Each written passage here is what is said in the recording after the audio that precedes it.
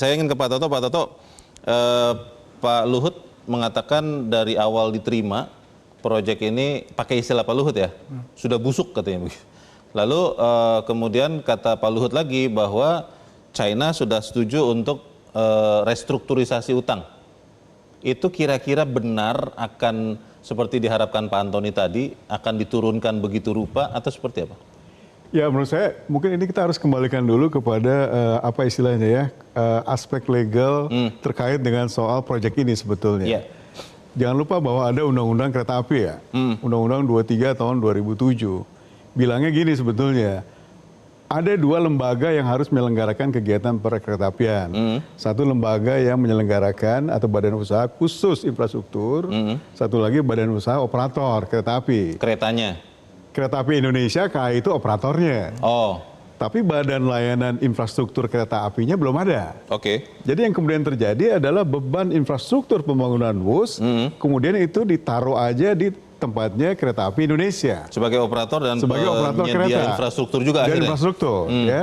Padahal di mana-mana common practice-nya yang namanya infrastruktur kereta itu tanggung jawab negara. Di mana-mana tuh maksudnya di luar Indonesia? Ya, benchmark di luar negeri lah, dimanapun. Yeah. Hampir sebagian besar itu infrastruktur kereta api itu ya jadi bebannya negara. Bukan BUMN-nya? BUMN itu sebagai operatornya. Sehingga kalau tadi bicara apakah kemudian dalam jangka waktu tertentu investasi bisa menutupi nggak semua ongkos-ongkos ini, ya kita harus bagi tadi. Bahwa negara memang sebagian menanggung beban infrastrukturnya. Itulah yang menurut saya juga nanti akan terjadi kalau misalnya negara memutuskan untuk membangun lagi infrastruktur kereta di mana-mana, di pulau lain. Maka badan penyelenggara infrastruktur kereta ini harus bertanggung jawab terkait dengan soal investasi kereta dan lain-lain. Jadi kalau sekarang misalnya negara bilang kami mungkin juga akan gunakan APBN, APBN itu mestinya masuk ke dalam badan atau badan usaha penyelenggara infrastruktur keretanya. Tapi dalam bentuk PMN kan, penyertaan modal negara. PMN atau apapun namanya. Bukan kepemilikan dong?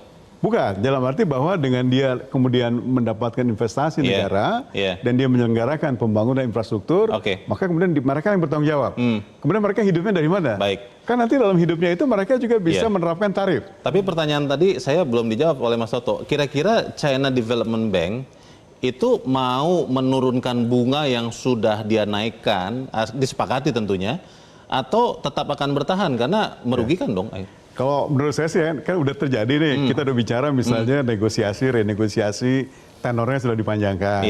Jadi 60 tahun. Jadi 60 dari 45. Ya kan? Kemudian juga tingkat suku bunga katanya yang bagian terkait dengan soal cost overrun-nya juga masih akan dibicarakan lagi. Untuk kemudian bisa diturunkan katanya. Ya saya kira ini bagian dari deal-deal yang menurut saya mestinya semua pihak akan berbicara dalam konsep win-win lah ya. Kan ini sifatnya juga lebih jangka panjang. Kepentingan Cina di Indonesia juga banyak. Atau sebaliknya juga kita ke Cina juga mungkin banyak. Jadi saya kira pada akhirnya ini akan menemukan titik temu lah yang kira-kira bisa memuaskan semua pihak. Oke.